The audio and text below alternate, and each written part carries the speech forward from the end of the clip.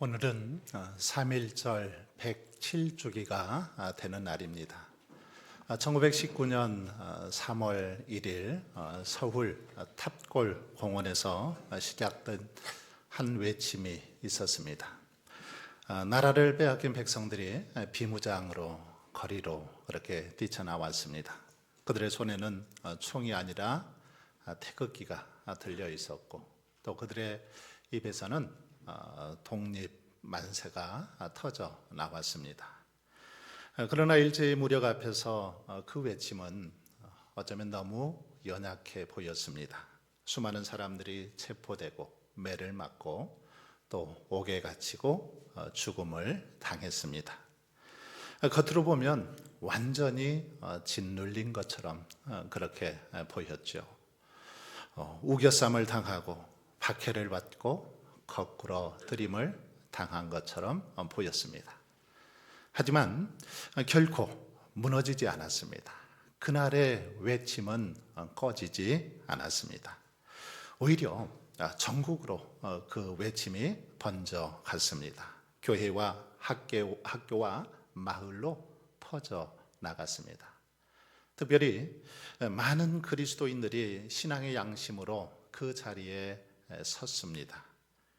일제의 총칼은 사람들을 쓰러뜨릴 수는 있었지만 그들의 그 자유를 향한 열망과 의지는, 그들의 믿음은 결코 꺾지는 못했습니다.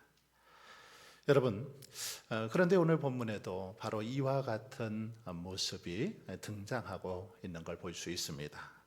바울은 복음을 전하다가 사방으로 우겨쌈을 당했습니다. 답답한 일을 당하고 박해를 받고 그리고 거꾸로 들임을 당했습니다. 그러나 그럼에도 불구하고 바울은 결코 무너지지 않았습니다.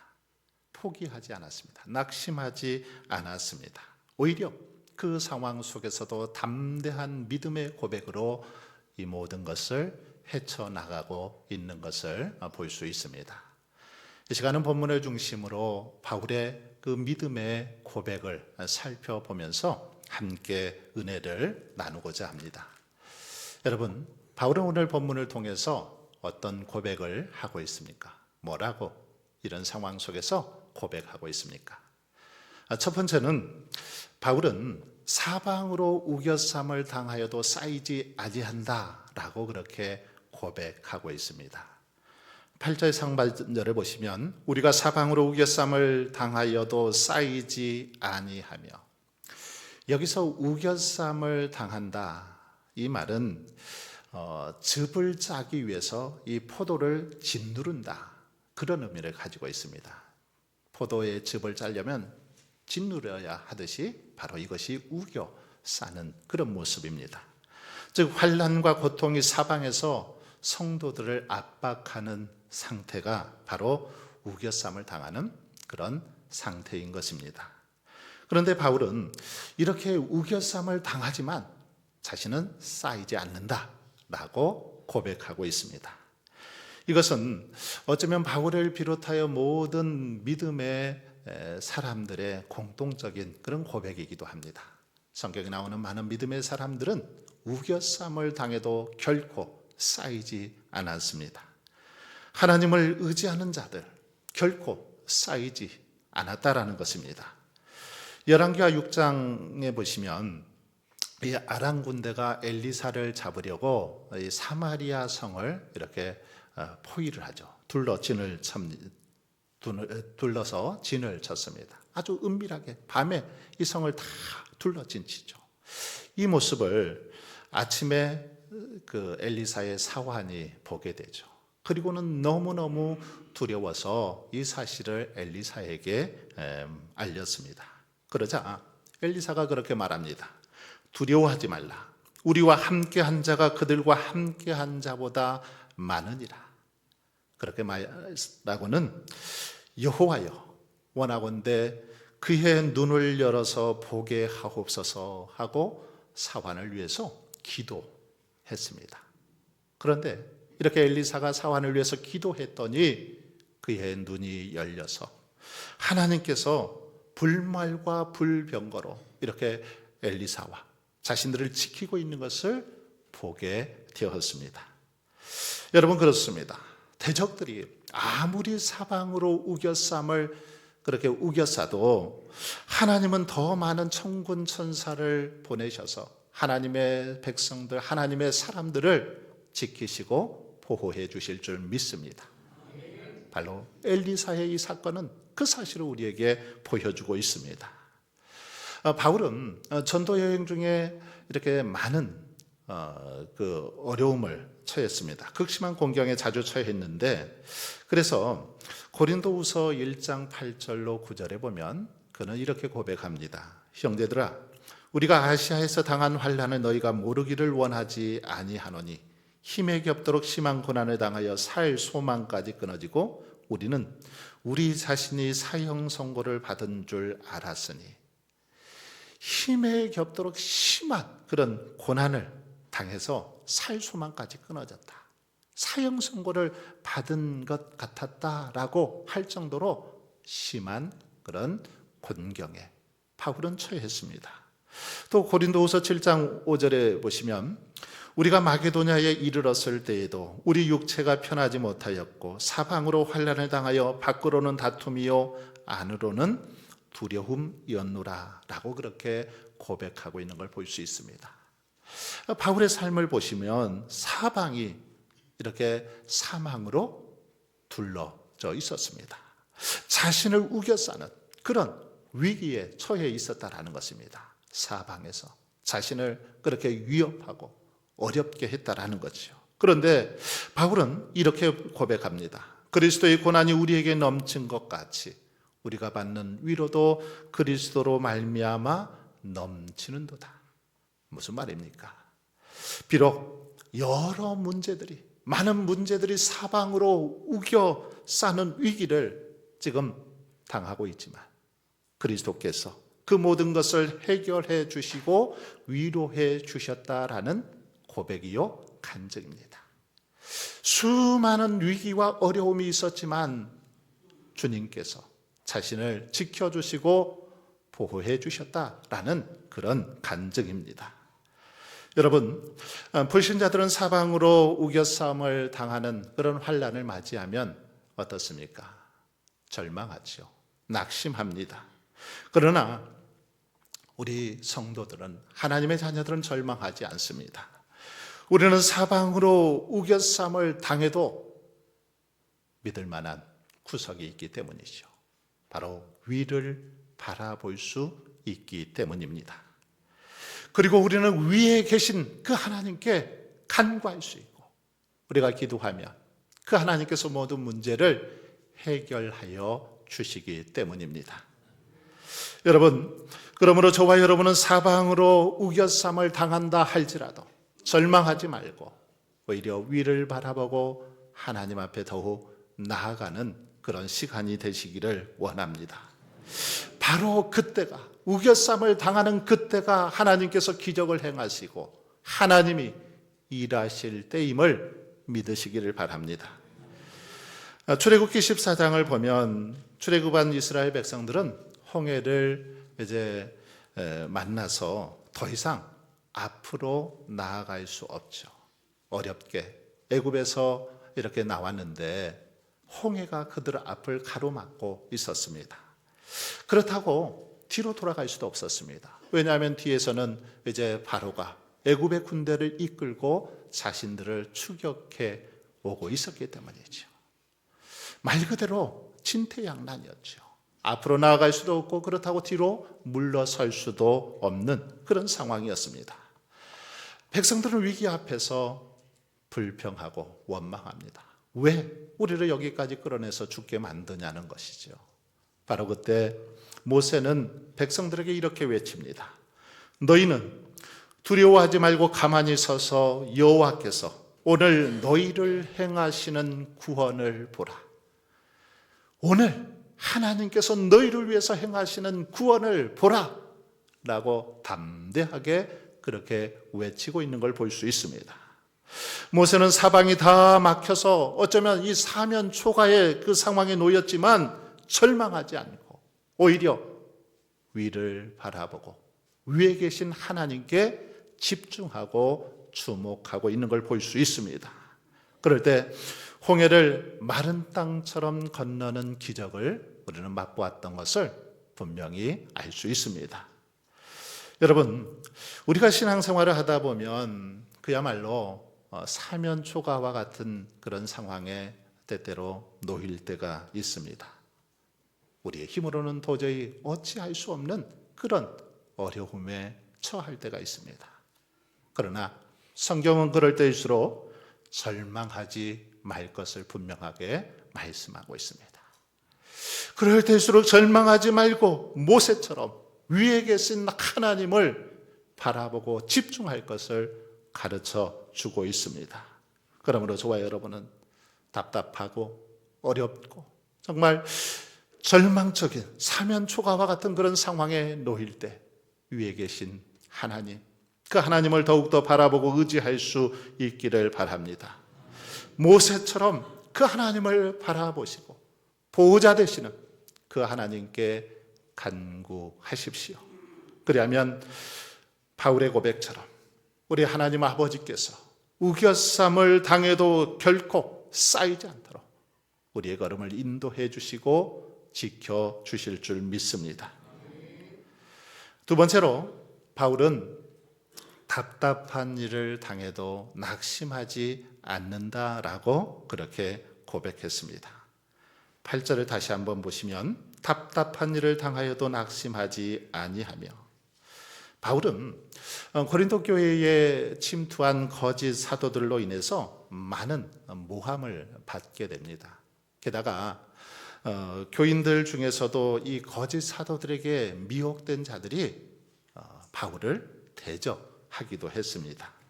때문에 바울은 이 심령에 눌리는 고통을 받았습니다. 참으로 낙심할 만한 상황이었죠. 그런데도 바울은 1절에서 그렇게 말합니다. 그러므로 우리가 이 직분을 받아 긍휼하심을 입은 대로 낙심하지 아니하고, 정말 낙심할 수밖에 없는 그런 상황이었지만 그 속에서도 낙심하지 아니한다라고 고백합니다. 그리고 8절 말씀에서도 답답한 일을 당해도 낙심하지 않는다라고 거듭해서 그렇게 반복하고 있는 걸 볼 수 있습니다. 여러분, 여기서 이 답답한 일이라는 것은 적군을 포위하여 한 곳에 몰아넣는다라는 그런 의미를 가지고 있는데, 이것은 일체의 수단이나 빠져나갈 능력이 전혀 없는 상태를 바로 답답한 일이라고 말합니다. 도저히 어떤 수단을 동원해도 또 아무리 노력해도 빠져나갈 능력이 없는 그런 상태, 이게 답답한 일을 만나는 상태입니다.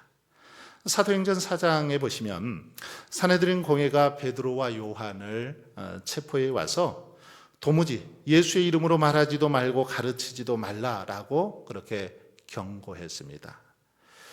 이 일은 어쩌면 베드로와 요한에게는 굉장히 답답한 일이었지요.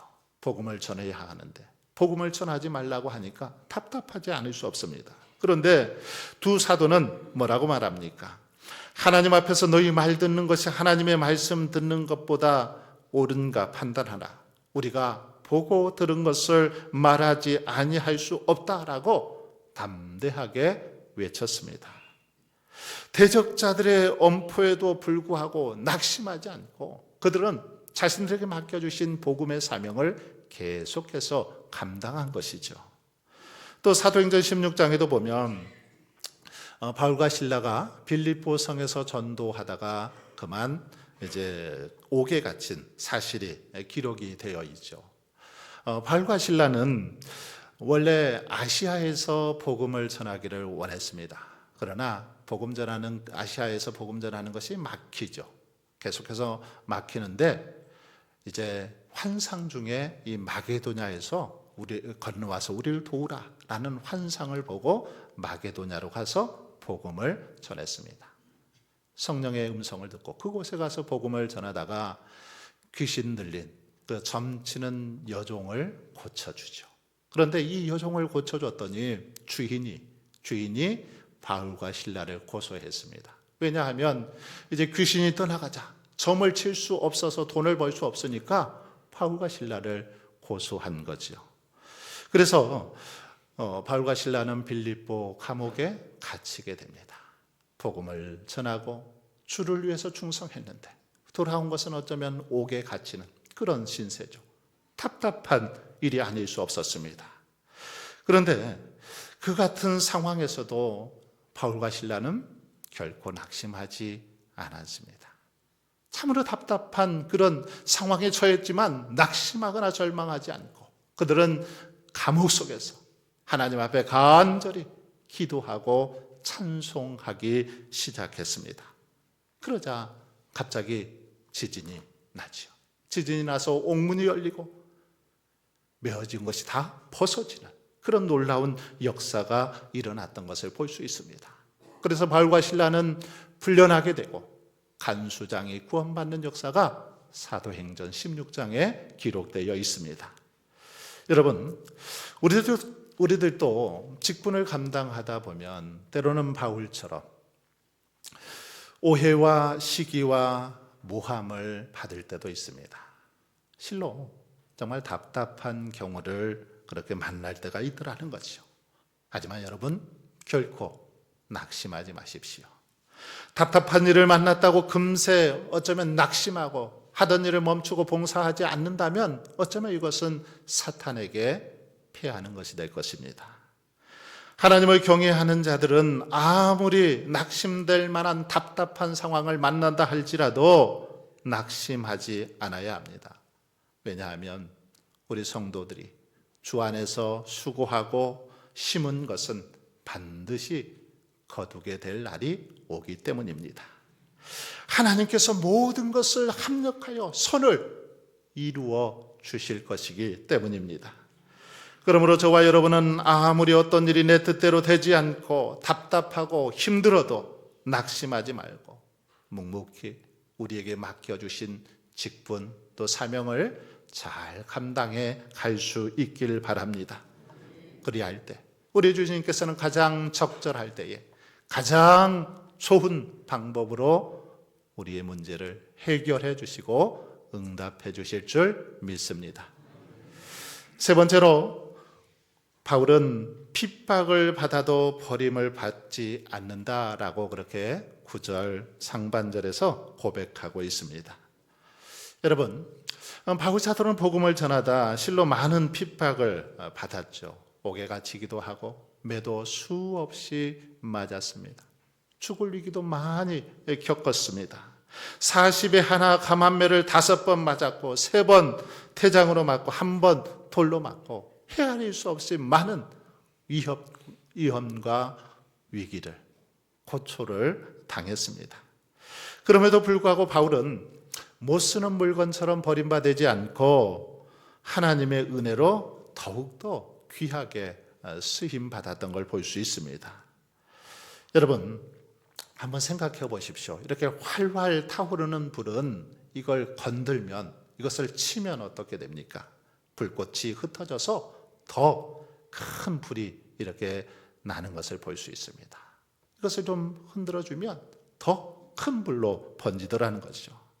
마찬가지로 세상의 성도나 교회를 핍박하면 할수록 성도의 신앙이나 교회는 오히려 시들기는커녕 더욱더 번창하고 부흥하는 것을 우리는 볼 수 있습니다. 초대교회의 모습은 그것을 우리에게 잘 보여주고 있습니다.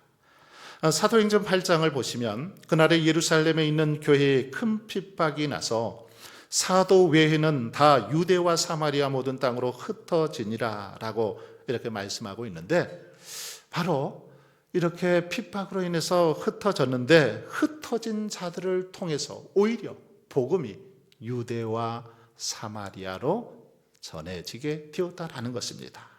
그뿐만이 아니라 안디옥까지도 복음이 전해지게 되고 최초의 이방인 교회인 안디옥 교회가 세워지기도 했습니다.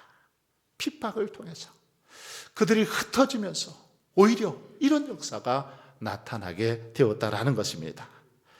여러분, 이렇게 성도들은 핍박을 당할수록 못 쓰는 물건처럼 그냥 아예 이렇게 버려지는 것이 아니라 오히려 하나님께서는 그 신앙이 더 강해지게 하고 더 주님 앞에 귀하게 쓰임 받도록 다듬어 주시고 변화시켜 주시고 새롭게 하시더라는 사실을 알 수 있습니다. 여러분, 한번 모세를 생각해 보십시오. 그는 애굽의 바로가 이스라엘의 이 사내 아기를 다 죽이던 이 핍박의 시대에 태어나죠. 사내 아이를 낳으면 다 죽이라는 그런 왕의 포고령이 내려졌을 때 모세가 태어납니다. 그런데 석 달 동안 이렇게 숨겼지만 더 이상 이제 숨길 수 없어서 갈대 상자에 넣어서 그 어린 생명을 나일강에 버리게 됩니다. 그런데 성경은 이렇게 증언하고 있습니다. 버리운 후에 바로의 딸이 가져다가 자기 아들로 기름해 모세가 애굽 사람의 학수를 다 배워 그 말과 행사가 능하더라. 여러분, 얼마나 오묘하고 정말 놀랍습니까? 하나님의 섭리가 너무너무 놀랍지 않습니까? 모세는 핍박을 피해서 갈대 상자에 그렇게 버려져서 죽을 위기에 놓였지만 오히려 하나님께서는 그를 이제 애굽의 바로의 그 공주에게 그렇게 이제 공주의 눈에 띄게 되어서 그의 손에서 길러지게 되었다라는 것입니다. 핍박으로 버림받았으나 그 버림받은 까닭에 모세는 공주의 아들이 된 것입니다. 핍박을 받아도 버림받지 않고 핍박을 통해서 더 큰 은혜와 상급을 받게 되었다라는 것입니다. 그래서 우리 주님은 성도들이 핍박을 받으면 기뻐하고 즐거워하라. 하늘에서 너희의 상이 큼이라 라고 그렇게 말씀하셨고, 바울 사도도 로마서 12장에서 너희를 핍박하는 자를 축복하라. 축복하고 저주하지 말라라고 그렇게 말씀했던 것입니다. 여러분, 그러므로 저와 여러분은 핍박받을 때 혹 버림받을까 봐 두려워하지 말고 오히려 기뻐하고 감사할 수 있기를 바랍니다.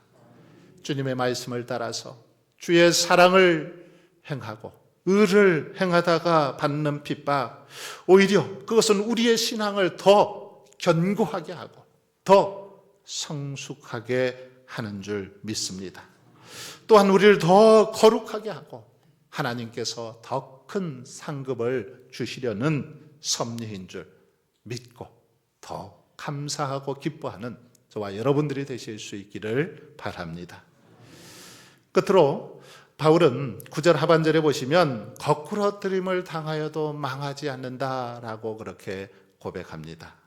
여기서 거꾸러뜨림을 당한다라는 말은 성도가 죄로 인해서 실족하여 넘어진다라는 그런 의미일 수도 있고, 대적자들이 밀어서 넘어뜨린다라는 의미일 수도 있고, 또 하나님께 징계받는다라는 그런 의미일 수도 있습니다.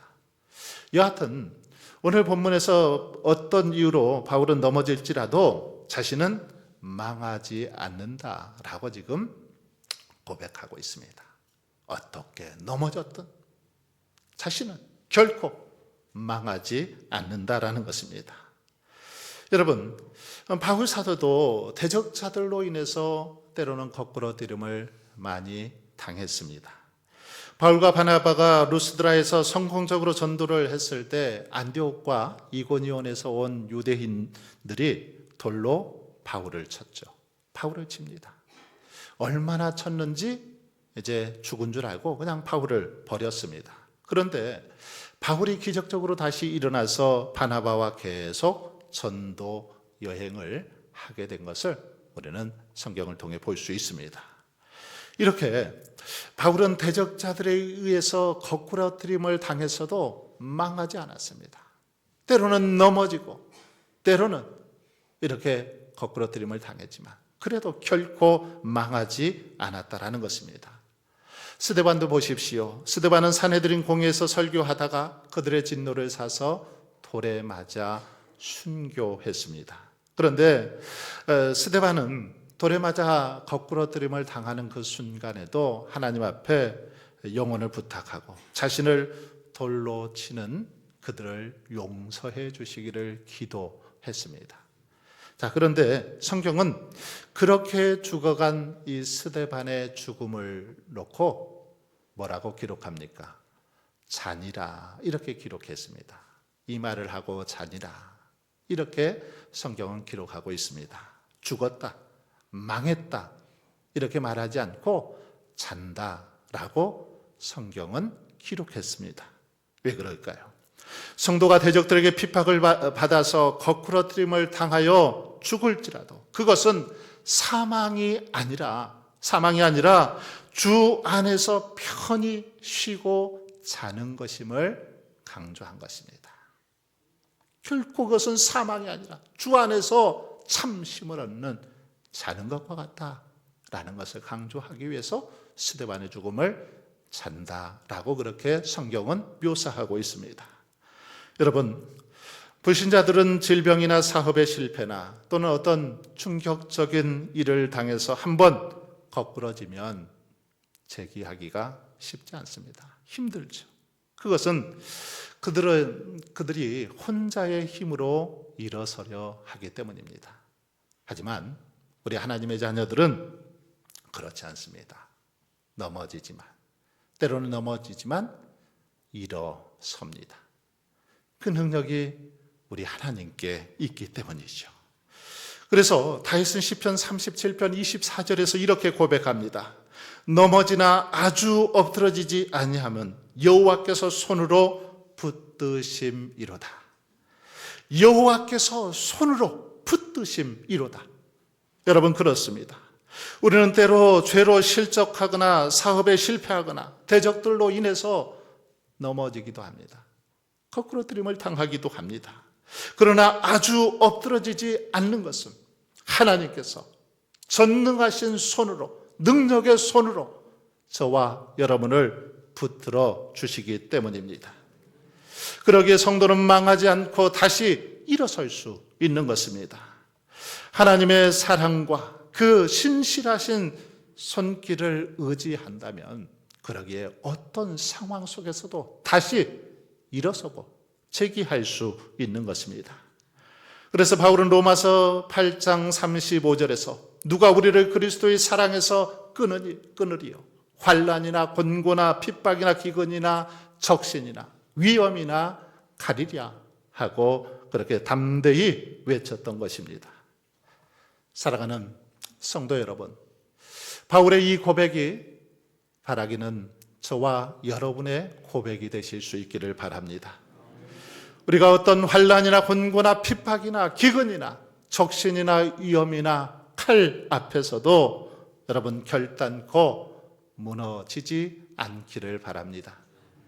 1919년 3월 1일 우리 믿음의 선조들이 일제의 총칼 앞에서도 결코 포기하지 않고 무너지지 않은 것처럼 우리의 믿음도 어떤 유혹과 핍박과 어려움 속에서도 꺼지지 않고 무너지지 않기를 바랍니다. 질그릇같이 연약한 우리들이지만 보배가 되신 그리스도께서 심히 능력이 크신 하나님께서 저와 여러분에게 함께 하심을 믿고 사방으로 우겨쌈을 당해도 답답한 일을 당해도 박해를 받고 거꾸러뜨림을 당해도 그 하나님의 능력으로 다시 일어서고 결코 무너지지 않는 저와 여러분 모두가 되실 수 있기를 주님의 이름으로 축원합니다.